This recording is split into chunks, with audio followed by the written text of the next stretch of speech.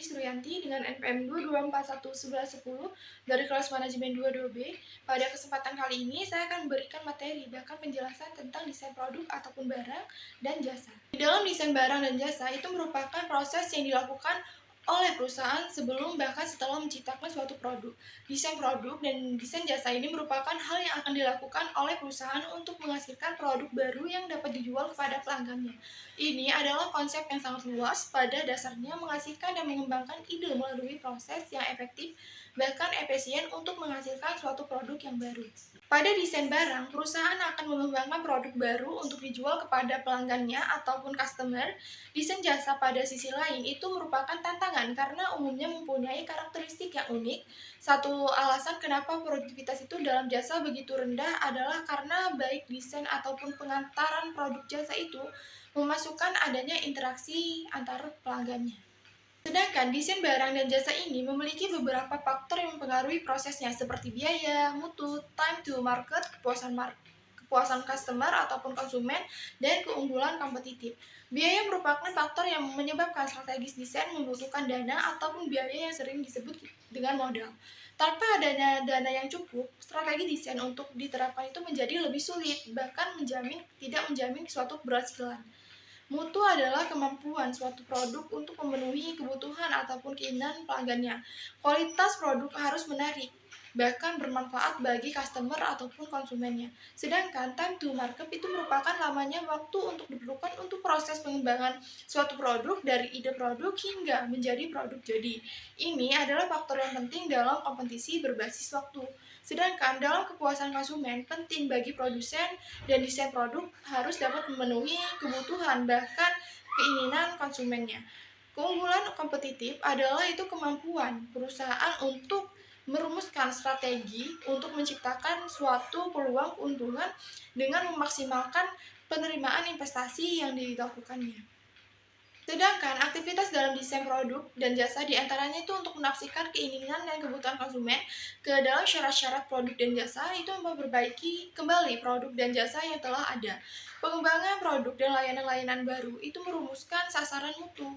Nah, juga itu dapat merumuskan target biaya, mencoba dan menguji perwarupa atau prototipes dan memahami spesifikasi produk dan jasanya. Selanjutnya, apa saja sih faktor yang perlu diperhatikan dalam desain barang dan jasa?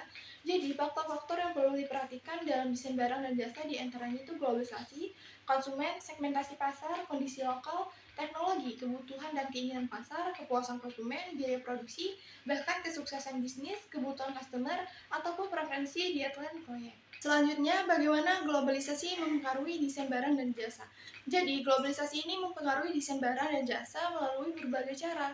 Pada era globalisasi ini, produk dan jasa yang bersaing dalam suatu pasar semakin banyak dan beragam akibat keterbukaannya pasar. Sehingga terjadinya persaingan antar produsen untuk dapat memenuhi kebutuhan konsumen serta memberikan kepuasan kepada konsumen. Globalisasi juga mempengaruhi desain barang dan jasa melalui globalisasi selera konsumen, segmentasi pasar, dan teknologi.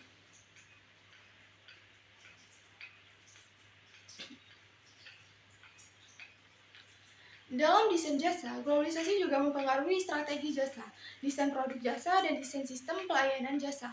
Strategi jasa harus mengambil kira kebutuhan dan keinginan konsumen di berbagai pasar global, serta menggunakan teknologi yang canggih untuk membuat suatu pelayanan jasa yang lebih efektif bahkan efisien. Desain produk jasa harus mendefinisikan barang-barang terkait dalam jasa, serta membaca harapan-harapan pelanggan. Sistem pelayanan jasa juga itu harus menggunakan suatu teknologi yang canggih, itu sebagai aliran proses yang efektif, tipe proses yang sesuai, bahkan lokasi yang ukurannya tepat, bahkan tenaga kerja yang kompeten ataupun efektif. Jadi, fungsi desain barang dan jasa ini untuk membuat produk ataupun layanan yang memiliki kegunaan fungsional yang baik dan memiliki shelf appeal dengan harga terjangkau. Nah, desain produk harus memperhatikan kebutuhan dan keinginan pasar yang selalu berubah, serta harus selalu menjadi fokus perhatian dalam setiap kegiatan operasinya. Desain produk harus memiliki kualitas yang baik, bahkan efisien dan estetis, serta harus dapat meningkatkan penjualan suatu produk. Desain produk juga berpengaruh pada perkembangan bisnis. Karena dalam desain yang estetis dan ergonomis akan menarik perhatian konsumen dan akan sangat berpengaruh pada perkembangan bisnis tersebut. Sekian penjelasan materi dan penyampaian materi dari saya tentang desain barang ataupun produk dan jasa. Apabila ada materi yang kurang jelas ataupun penjelasan materi yang kurang jelas dari saya mohon maaf. Terima kasih. Wassalamualaikum warahmatullahi wabarakatuh.